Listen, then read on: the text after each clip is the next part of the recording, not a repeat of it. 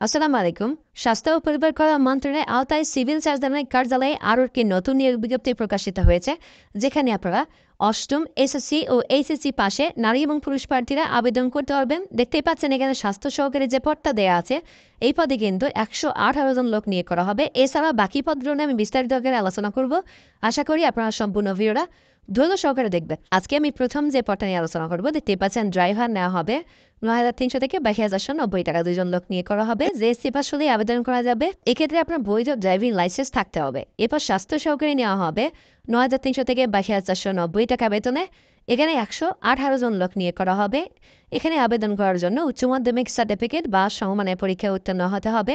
এরপর না হবে স্টোর কিপার ৯,৩০০ থেকে ২২,৪৯০ টাকা বেতনে ৫ জন লোক নিয়ে করা হবে।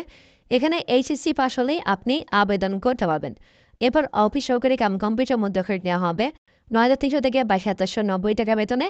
আর এখান থেকে লোক নিয়ে করা হবে। এইচএসসি পাস হলে আবেদন করা যাবে। কম্পিউটার মধ্যকারে বাংলায় ও ইংরেজিতে যথাক্রমে ৩০ শব্দের গতি থাকতে হবে। এরপর কিট তৃতীয় টেকনিশিয়ান নেওয়া হবে ৯,৭০০ থেকে ২৩,৪৯০ টাকা বেতনে ২ জন লোক নিয়ে করা হবে।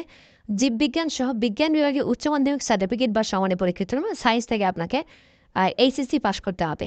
এবার পরিসংখ্যানবিদ নেওয়া হবে ১০,২০০ থেকে ২৪,৬৮ টাকা বেতনে। এখানে পরিসংখ্যান, গণিত, অর্থনীতি বিষয়ে স্নাতক বা সমান্বয় অর্জন করতে হবে। এই ৩টে সাবজেক্ট থেকে যে কোনো একটা সাবজেক্ট থেকে যদি আপনি অনার্স করে থাকেন, তাহলে কিন্তু আবেদন করতে পারবেন। কম্পিউটার চালানোর দক্ষতা থাকতে হবে। এরপর না হবে ৬০ মুদ্রাক্ষরী কাম কম্পিউটার অপারেটর ১০,২০০ থেকে ২৪,৬৮ টাকা বেতনে একজন লোক নিয়ে করা হবে। এখানে আবেদন করার জন্য দ্বিতীয় শ্রেণীর স্নাতক বা সমান্বয় অর্জন করতে হবে। কম্পিউটার ব্যবহারের দক্ষ থাকতে হবে। কম্পিউটার মুদ্রাক্ষরের সর্বনিম্ন গতি প্রতি মিনিটে ইংরেজিতে ৩০ ও বাংলায় ২৫ শব্দের গতি থাকতে হবে। এবার না হবে কম্পিউটার অপারেটর ১১,০১৩ থেকে ২৬,৫৯০ টাকায় ৪ জন লোক নিয়ে করা হবে। বিজ্ঞান বিভাগ থেকে স্নাতক সম্মান বা সমান্বয় অর্জন করতে হবে। কম্পিউটার মুদ্রাক্ষরের প্রতি মিনিটে বাংলায় ২৫ ও ইংরেজিতে ৩০ শব্দের গতি সহ আপনার যে স্পিড টাইপিং পরীক্ষাটি হবে, সেই পরীক্ষা অবশ্যই আপনাকে উত্তীর্ণ হতে হবে। এখন দেখবো আবেদন শুরু কবে শেষ কবে।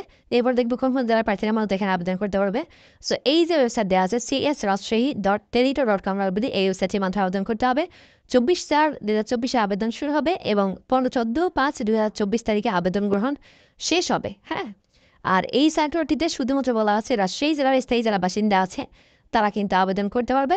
এবং আরেকটা বিষয় যেটা উল্লেখ করার মতো, আবেদন ফি ১৩ হতে ১৬ নং গ্রেডের পদের ক্ষেত্রে এখানে বলা আছে ২২৩ টাকা। আবেদন সাবমিট করতে ৭২ ঘন্টার মধ্যে এই যে নিয়মটা দেওয়া আছে, এই নিয়ম অনুসরণ করে আবেদন করতে হবে। আর এখানে কিন্তু স্পষ্টভাবে বলাই আছে যে রাজশাহী জেলা বাদে অন্য জেলার প্রার্থীরা কিন্তু এখানে আবেদন করতে পারবে না। তো আপনাদের জেলার সার্কুলারগুলো আশা করি খুব শীঘ্রই প্রকাশ হবে। যখন প্রকাশ হবে আমি ভিডিও বানার চেষ্টা করবো। আর আপনারা অবশ্যই চ্যানেলটি সাবস্ক্রাইব করে রাখবেন পরবর্তী ভিডিও পাওয়ার জন্য। ধন্যবাদ সবাইকে, ভালো থাকবেন সবাই। আসসালামু আলাইকুম।